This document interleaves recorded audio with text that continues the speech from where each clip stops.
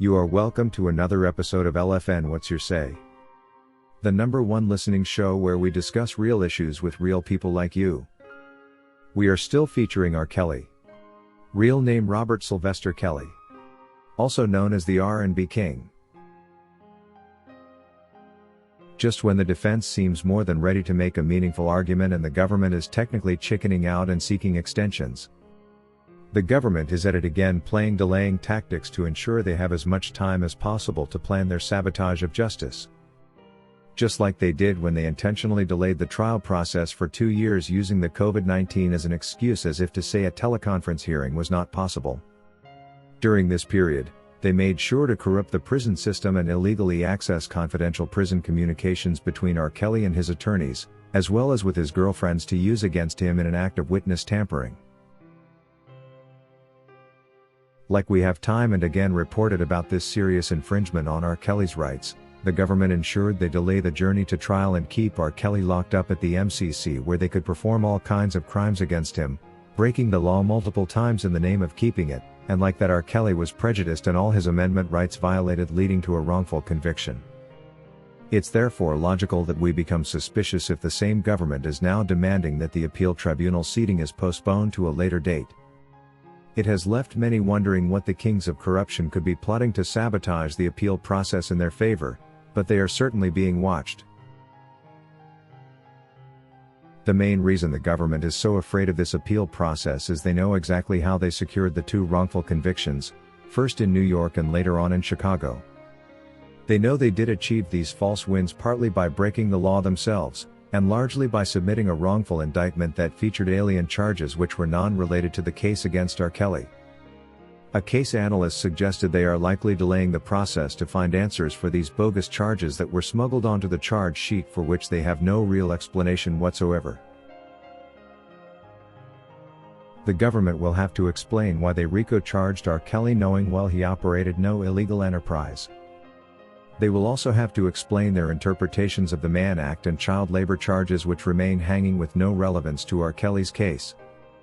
They definitely need to explain at which point sexual relations between 2 people, not done once but multiple times on different encounters in a span of months and years, graduate to be regarded forced labor. It will also be nice to know how the trial judge managed to allow in jurors that had promised to be prejudicial on the panel. Remember, they all filled out questionnaires and some gave answers that promised prejudice in all forms.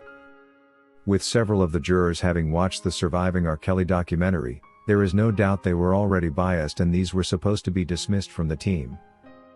The judge, however, acted like she was short of options and recruited all these prejudicial persons, and it's no wonder what they delivered was a kangaroo court product. Well, if the government still thinks this R. Kelly matter is a joke, this appeal is going to force them to account for every single mistake they made while trying so much to satisfy their hunger to see R. Kelly rot in prison. Another important thing they will have to explain will be how the Bureau of Prisons restricted communication records ended up in the hands of blogger Tasha K and the general public, and worse still, with potential defense witness turned government conspirator Azriel Clary. Any unlawful method of obtaining evidence, or winning over witnesses, is considered unfair practice by law, and this particular move was an act of witness tampering which should be explained at appeal. Still, at this appeal, the government will be tasked to explain on which basis they decided to indict R. Kelly, by returning old accusations from decades ago whose statutes of limitations had duly expired. The removal of these previously existing limitations will be no excuse, considering the U.S. law is of non-retroactive nature. And the U.S. federal law actually does have a clause in the Constitution that disallows Congress creating any retroactive laws that may affect previous events which occurred before the new law existed. Changing the law now therefore does not make actions from years back which allegedly took place when the statutes of limitations existed, to be reviewed as though the new changes affect them too. Like we mentioned in one of our previous videos, all the statutes of limitations in question expired by the year 2009, when every other alleged victim had passed the age of 25. Returning these to court was therefore against the laws of this country, and the appeal will demand a proper explanation. There are just so many wrong things with the way the government along with their judicial counterparts conducted the process that saw R. Kelly indicted and later wrongfully convicted. This make the appeal process as scary for government as a sight of Bigfoot canvassing the jungle's border with the city. And they will therefore do anything in their power to delay the process, as they source funds from the funders of this project to give a shot at corrupting the officials involved. This time round, however, they will not succeed in bypassing the defense watchdog. Another major concern that will demand thorough explanation will be the sentencing, which in both the New York and Chicago trials was exorbitant. Even assuming R. Kelly was all guilty would not attract such extended sentences beyond the recommended. 30 years without possibility of probation in New York and 20 days in Chicago are sentences given only to cold-blood murderers, and even some of them do not get this. One may think these judges were simply writing their dreams from the previous night on paper without following the sentencing guidelines. Who gets 31 years in total for these bogus charges, moreover with insufficient and non-conclusive evidence? One may think government was trying a serial killer here. Besides, R. Kelly was innocent of all these charges baptized RICO, Mann Act, forced labor and enticement allegations, and he deserves either a retrial or an acquittal in both cases.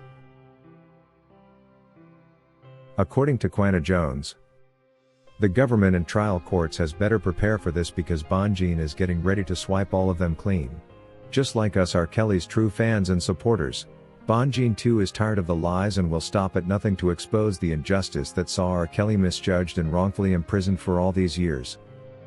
It's a shame they are doing this to him, but the truth shall prevail. And about Azriel's issue, indeed, if the police which I did her could not tell her true age, why on earth would y'all think R. Kelly did?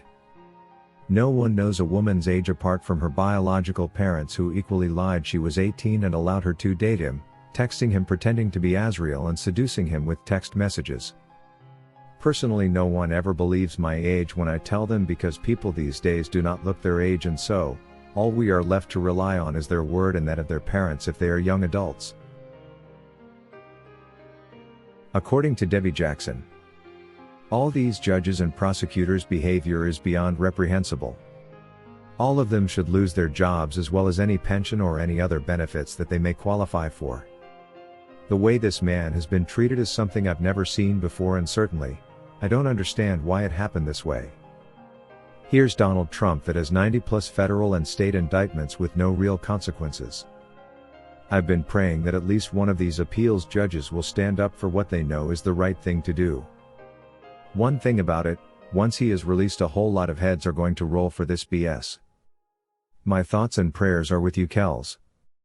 Hang in there and never stop fighting for your freedom. If you wish to take part in a live interview discussing any of these topics, let us know by sending an email to sashalfnmedia@gmail.com for scheduling. Thank you for watching today's video, a production of LFN Media, giving you another perspective of issues at hand. We make it our business to keep you updated with the truth amidst the cloud of lies the media wants you to believe. It is therefore important to subscribe to this channel, hit the bell icon and allow all notifications so that you don't miss out whenever we publish a new video.